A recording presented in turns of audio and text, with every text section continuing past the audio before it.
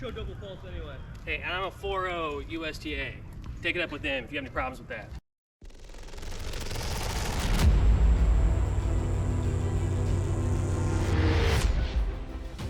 Part-timers, welcome back. We have set 2 for you between myself and Tennis Toons, aka Brett, the pit bull.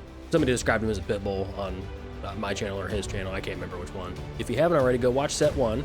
You know, quick recap of set 1. Bagel.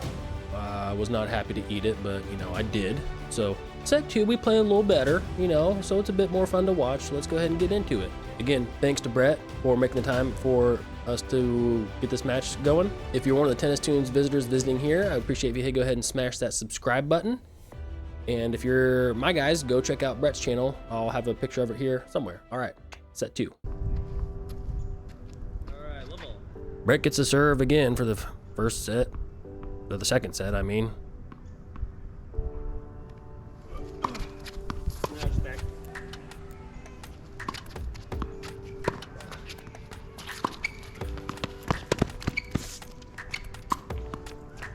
Well, it starts off strong again. I still couldn't figure out a backhand to apparently based off that. I think we hit a couple of them. Oh man, did I not edit this in between? You're gonna have to watch me fat jog over there. So hopefully that's the only time I screw that up. I'm not gonna change it now. Now we have to keep it. Oh, there we go. Act like you're hustling. There you go, buddy. All right, get in position here.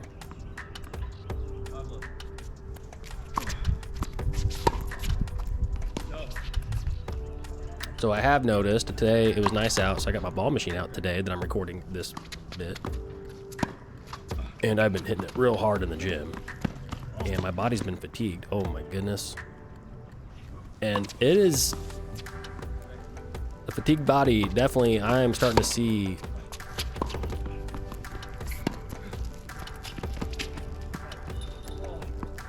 there we go. Negative impact on my game, even when I'm trying to do just some silly ground strokes on the ball machine. Plus, I blasted chesticles a couple days ago, so my DOMS was on, so I could. Man, I forgot to do this one too. Okay, good lord. So I noticed the quality of my shots going down, but got the ball machine out, so work on the backhand because I have lost that thing for a while.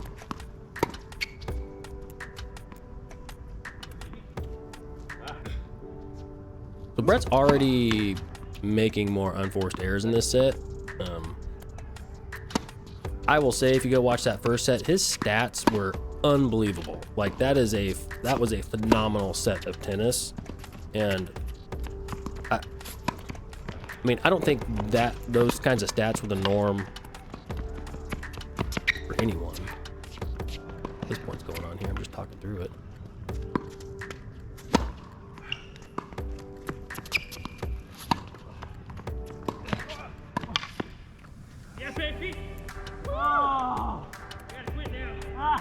Rule number 1.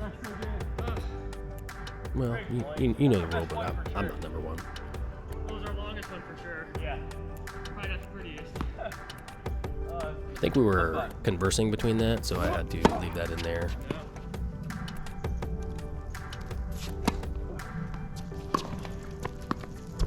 Gross.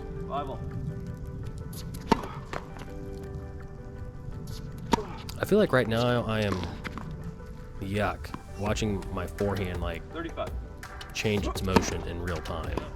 There are things I'm working on, I see it trying to do it. Oh, that might have looked deep, I'm not really sure.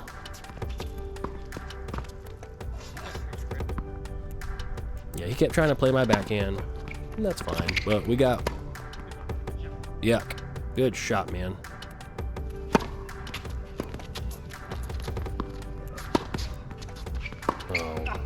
I remember that point. I totally just hit it right back to him. Not good.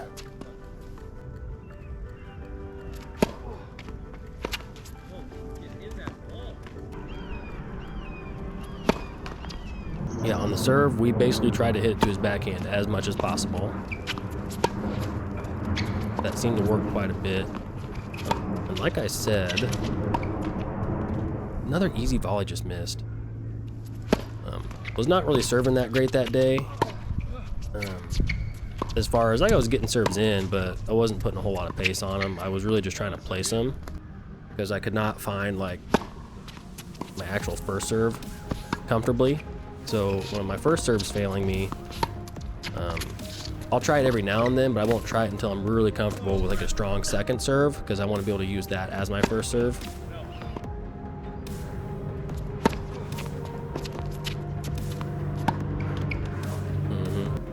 Gosh, I don't know. Yeah, good play. Okay, but at least we finished. You know, it was a good deep shot to his backhand. That's easy for me because I'm left-handed, so I can, you know, I can forehand cross court to his backhand. Rafa, battering ram style.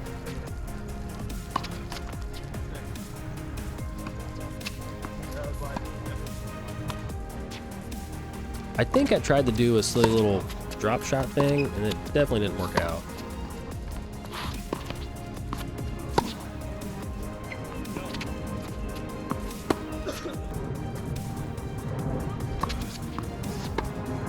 Yeah, we were slicing everything because we could not. It's called winning ugly. If my backhand's not working, I will slice it to try and get the ball in play. I did a really bad job editing this. I apologize.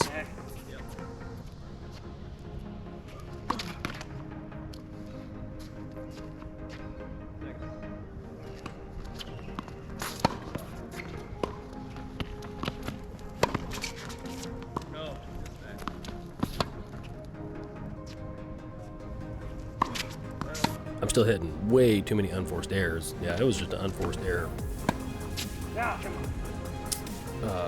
What do you call it? Unforced error party. So just for you tennis tune guys, if you're watching, if I hit a first serve and Brett misses it, I call that a forced error. If I hit a second serve and Brett misses it, I call that an unforced error. And that's just to try, I'm not gonna try and guess like what's the forced error, unforced error. I mean, sometimes they're obvious, sometimes they're not. Like if I pull a guy way out wide and he's on the dead sprint trying to hit the ball and misses it, obviously that's a forced error.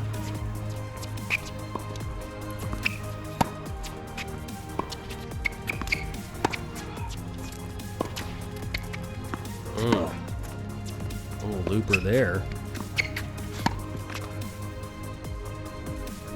I was telling myself that's all we need to do is just get the ball in and hit it to his backhand. No. If I could keep it forehand to backhand, those were going to favor me, no doubt. We had 2 double faults in this game. God. I've been double faulting like crazy lately. The body fatigue is taking its toll on my serve as well. Good shot. Is that good? It looked out. Yeah, that looked out. I don't think I did a replay on it. I'm gonna play it as in because I was literally looking at the baseline, and then it dropped so far inside. I thought I couldn't even see. Yeah. It's my call. I just couldn't call it because I wasn't looking at the right spot. I think if I remember right, Yeah. it felt like it was going out and I took my eyes off of it, so I didn't actually watch it go out. So that's why I didn't like gentleman's rule call it.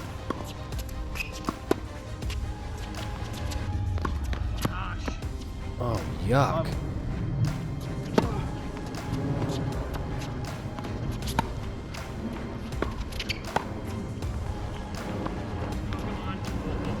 That would have been pretty gnarly, but we did not clear the net. 11 unforced errors already. Wild.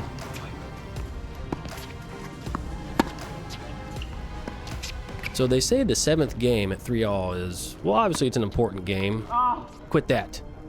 Quit that. Nobody likes it. No. That was out. Well, we're playing a little better. Still hurts to breathe. Everything feels really heavy. Like my shots just don't feel like my shots. My serve is doing okay. I'm not really going for too much. I'm kind of just trying to work the backhand. That's good. So we're gonna keep doing that.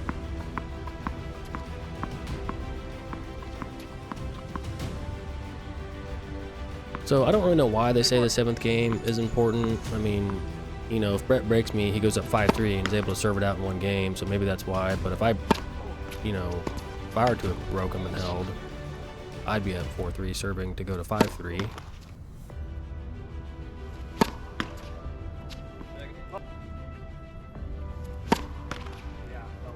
Oh gosh. So it's finally clicking on what I'm doing wrong with my serve and my motion. It's a really weird mental timing issue. I'm trying to speed my arm up so it's doing its motion before I get into like my half jump thing. I might have to mentally think about it like trying to slow my jump down, like jump a little later in time, because like I'm already coming down. I'm already coming down by the time. Beforehand. It's such an easy shot. Contact's made with the ball, so I need to figure that out.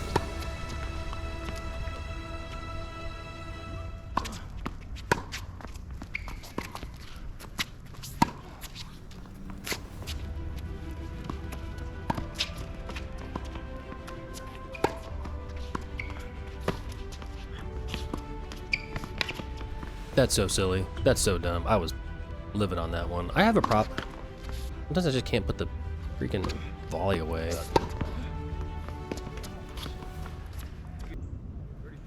Yeah, good shot. Quit it. It's not clickbait. Nobody likes that. I'm gonna say that every time I see that.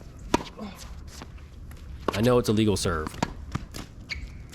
Good little dig though. And then bloof it. Get it out of your head, buddy. Hell yeah, throw that racket. Get out of there. Just into the fence. It wasn't like an aggressive throw.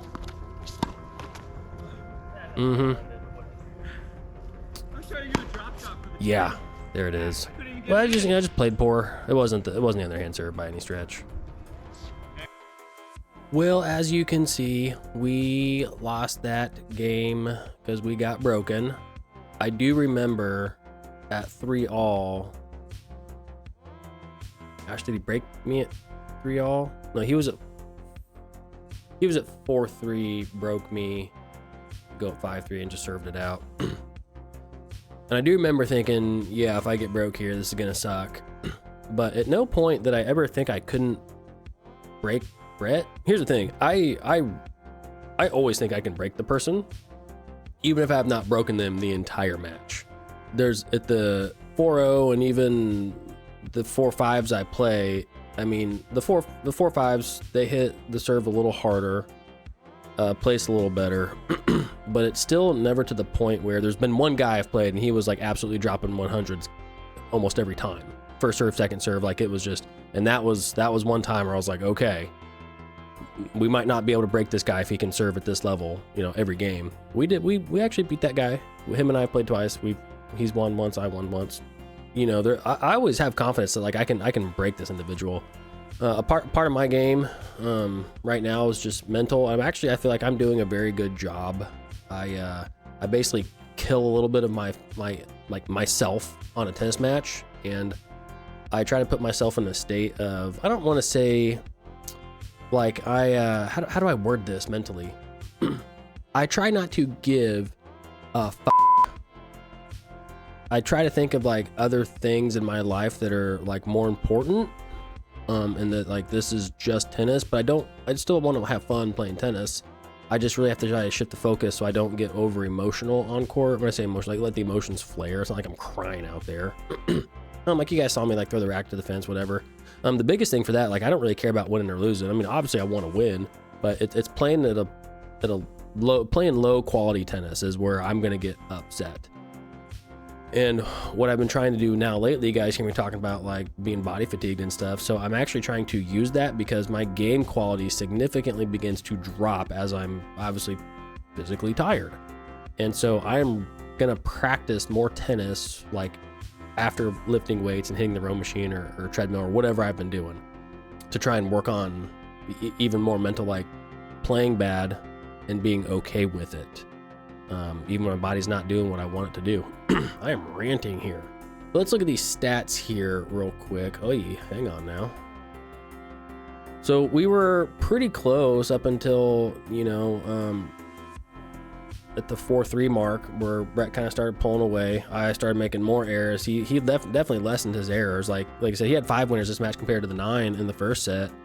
I think he had 9 winners and 3 unforced errors. And this isn't, like I said, this is not to take away by any stretch of the imagination. Even go watch the pros like that. You know, like 9 winners and 3 errors. That's a stupid high ratio of winners to unforced errors. I might have said something there wrong, but winners to unforced errors, stupid high ratio. One thing about my game, I miss a lot of the balls I need to be absolutely putting away 95% of the time, 100% of the time. There's too many balls I should be stepping in and being able to crush pretty easily without overhitting or dumping into the net. Now it's still going to happen, obviously, right? But in this three double faults for a set, that's actually not too bad for me. I would say that's probably pretty average. Not lately. Lately I've been double faulting 3 times in a damn game. Holy cow. But, you know, he had almost 30 points, 29 points to my 19, and all that happened in like the last basically 3 or 4 games. So it's crazy how quick you know, the points can get away from you. You know, I can't even say like, yeah, it's 6-3 and it was 1 break, but he had 10 more points than me in that sense. So that means there were some games where I didn't get a whole lot of points, and that's where the kind of that spread can be. You know, it's interesting because you can, you know, like at least in like USTA where you play 2 sets and a 3rd set breaker, like you can, I played doubles with the guy and we won the first set 7-5, lost the second set 6-1 because the other guys actually just they upped their level a little bit, and then my partner and I we kind of fell off a little bit, but then we took the tiebreaker. So, you know, we won 9 games because the tiebreaker is, you know, considered a game, and they had 5 plus 6, they had 11 games to our 9, but we still won the match. You know, so that's where USTA, I mean, that's tennis for you. You know, like you can win less games and still win the match.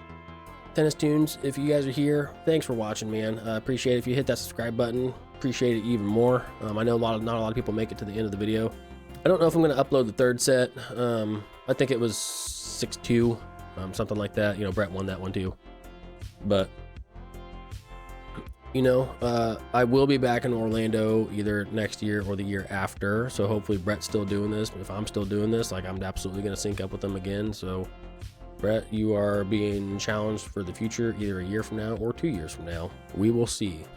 And you better be keeping up with it, because I'm going to be trying to keep up with it as best I can. Anyways. All right, guys. Appreciate you watching. Take care.